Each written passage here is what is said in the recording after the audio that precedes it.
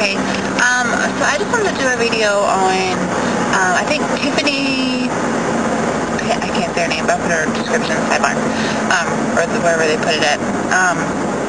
She was saying that she wanted to do a video about, like, her religion and Christianity and God and what He's done for her. And I definitely want to do videos like that. I don't know if you can see me. We both were raised in Christian homes, and we both went to church our whole lives. And my husband has a past, I have a past. I did have a child out of wedlock. My husband did too. But I was a young teenager when it happened. We get a lot of discrimination about it, saying if you're a Christian you wouldn't do those things. But I am human. I can make mistakes. I will make mistakes. Nobody's perfect but God, in my eyes and in most Christians' eyes.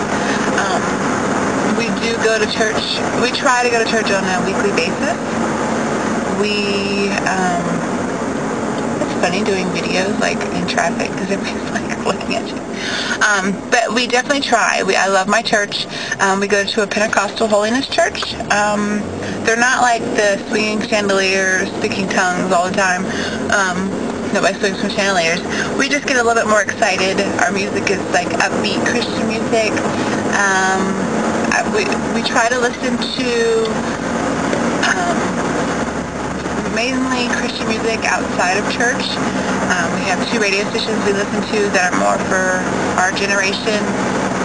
We have 90.9, The Light, that is done by the local university, Liberty University. A lot of people have heard from them. So that's broadcasted through our area, and that's mainly for college students, so it's really up-to-date, upbeat music. Even our boys like it. So I think it makes it easier, because I remember in school when I was younger, we had I wouldn't say boring, but the really, I wouldn't say boring, the music you had, like This Little Light of Mine, and, the B.I.B.L.E., and those are like really old classics, but we're now getting into the age where kids, people get bored with things really easily, and we have to, hold on.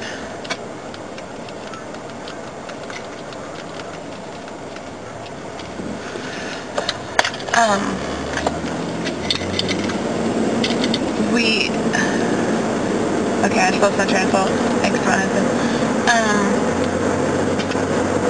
So, anyway, we are trying to make it, our main goal to do these things for our family. To go to church, to read the Bible, to pray, to make an effort so our kids know what we're doing, so they can see it from our standpoint and see how we're treating other people and, pray for other people. We go to church. We only go like once a week. That is Sunday mornings. When I was a teenager, I went almost every day of the week. I did drama. I did, all these things that choir, of course, whatever choir. All these things that are associated with church. I was in everything. It's because I enjoyed it. I enjoyed my youth group. I am still friends with people from the youth group. So I want my children to grow up in the same way.